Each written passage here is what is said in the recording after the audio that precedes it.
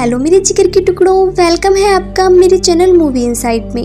कहानी शुरू होती है और हम एक लड़की को देखते हैं जो आज रात बिना अंडरवियर और ब्रा के सो रही होती है। और जब ये लड़की गहरी नींद में थी तभी कोई इसका ब्लैंकेट खींच लेता है। तभी अचानक उसकी आंख खुल जाती है और वो जैसे ही चेक करने के लिए उठती है तभी कोई पीछे से उसके बालों को पकड़कर उसे बेड पर नीचे पटक देता है। और ये सब करने वाला और कोई नहीं बल्कि उसका पिता था। लड़की अपने पिता से कहती है कि आप ये सब क्या कर रहे हो, लेकिन उसका पिता कोई जवाब नहीं देता और अपनी बेटी के बदन को गंदी नजर से देखने लगता है। अब वो अपनी बेटी के शरीर को देखकर कहता है, मेरी बेटी कितनी बड़ी हो गई है। ये सब सुनकर लड़की डर जाती है। अब उसका पिता उसके बालों को छोड़कर उसके गालों को टच करने लगता है। लड़की घबराकर ये सोच रही थी कि उसके साथ ये क्या हो रहा है और ये सोचकर वो रोने लगती है। तभी उसके पिता वहाँ से चले जाते हैं। अब अगली सुबह उसकी माँ उसके लिए खाना बना रही थी और यहाँ हमें पता चलता है कि इस लड़की का नाम मैरी है। और मैरी सोच रही थी जो भी कल रात उसके साथ हुआ उसके बारे में उसकी माँ को बताना चाहिए या नहीं। पर तभी उसके भाई और बहन आते हैं और उसके पीछे ही उसके डैड आते हैं, पर वो ऐसे बर्ताव कर रहे थे जैसे कि कुछ हुआ ही ना हो।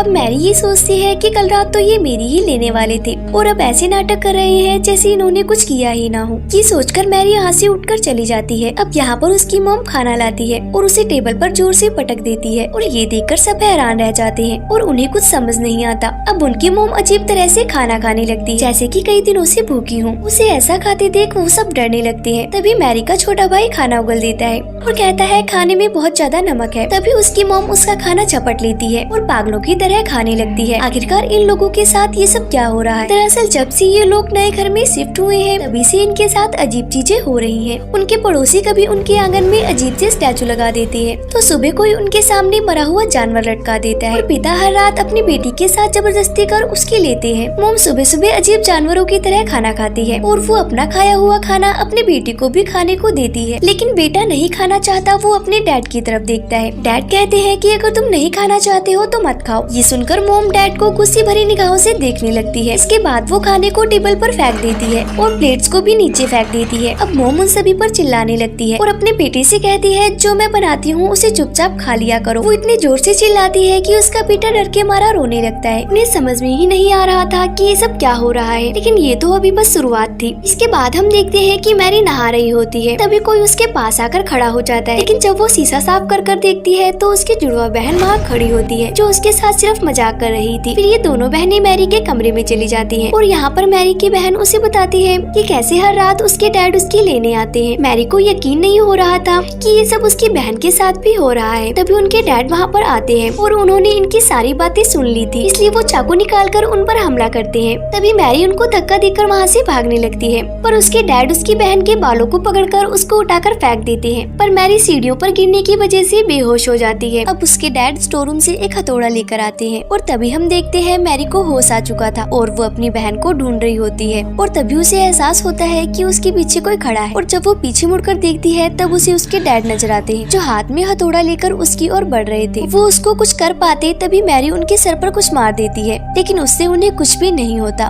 पर डैड गुस्सा होकर मैरी के ऊपर हथौड़े से हमला कर देते हैं, लेकिन मैरी नीचे झुक जाती है जिससे हथौड़ा दरवाजे पर लगता है। तभी नीचे से किसी की आवाज आती है जो मैरी के डैड की थी जो नीचे से ऊपर आ रहे थे। तभी यहाँ जो आदमी था हथौड़ा फेंककर दूसरे कमरे में चला जाता है। अब उनके डैड ऊपर आ जाते हैं। अब फिर से डैड को देखकर दोनों बहनें घबरा जाती हैं। फिर डैड दरवाजे पर लगे उस हथौड़े के निशान को देखती हैं और उन दोनों से पूछते हैं कि क्या तुम दोनों लड़ाई कर रही थी, लेकिन वो दोनों कुछ भी जवाब नहीं देती। जिसके बाद उनका भाई कमरे से निकलकर बाहर आता है। तभी मैरी कहती है कि तुम यहाँ से भाग जाओ। तभी वहाँ पर मैरी की मॉम आकर उस हथौड़े को उठाती है और उन पर हमला करने लगती है और वो काफी अजीब तरह से स्माइल करती है और टूटे हुए कांच के टुकड़ों पर चलने लगती है। नीचे से एक और लेडी की आवाज आती है और वो आवाज और किसी की नहीं बल्कि इनकी मॉम की थी। वो ऊपर आती है और उन सबसे पूछती है कि ये सब क्या हो रहा है, पर सब उन्हें देखकर डरने लगते हैं। अब अगले दिन डैड अपने भाई को घर बुलाते हैं जो एक चर्च का फादर था। फादर उनके घर पर आता है और उसको सारी कहानी बताई जाती है। रात में सब फैसला करते हैं कि रात को एक साथ एक ही रूम में सोएंगे, लेकिन आधी रात को छोटे बच्चे को टॉयलेट आती है और वो बिना किसी को डिस्टर्ब किए टॉयलेट में चला जाता है। तभी उसके जैसा ही दिखने वाला एक लड़का चाकू उठाता है और वो हमला करने ही वाला होता है। तभी उसकी नजर फादर पर पड़ती है और फादर को देखकर वो रुक जाता है, जिसके बाद सुबह फादर अपनी आँख खोलते हैं। इसका मतलब फादर की वजह से सबकी रात अच्छे से गुजरी थी और फादर इस घटना को अकेले नहीं संभाल सकते थे। तभी सारे सीनियर फादर डिस्कस करते हैं कि आखिर उस घर में हो क्या रहा है। फिर सभी फादर एक प्लान बनाते हैं और वो सब रात में एक कार से उनके घर में जाने के लिए निकल जाते हैं। लेकिन रास्ते में एक कुआं उन सब पर हमला कर देता है, जिससे उनकी कार का एक्सीडेंट हो जाता है। दूसरी तरफ डैड मैरी को एक बेड से बांध देते हैं। तभी फादर जख्मी होकर घर के पास पहुंच जाते हैं और बताते हैं सभी फादर की मौत हो चुकी है, अब जो कुछ भी करना है हमें ही करना है। इस बात के लिए डैड मान जाते हैं, क्योंकि अगर कुछ नहीं किया तो वो शैतान सबको मार डालेगा। जिसके बाद फादर मैरी के ऊपर एक क्रॉस रख देते हैं और उस पे लकड़ी से मारने लगते हैं, जिससे मैरी को बहुत दर्द होता है। फिर उसके डैड मैरी के पैर को पकड़ लेते हैं ताकि मैरी ज्यादा ना हिल सके। फादर छड़ी से लगातार उसे मारता ही जाता है, जिस वजह से मैरी बेहोश हो जाती है। तभी हमें उस गाड़ी का सीन दिखाया जाता है जिसका एक्सीडेंट हो गया था।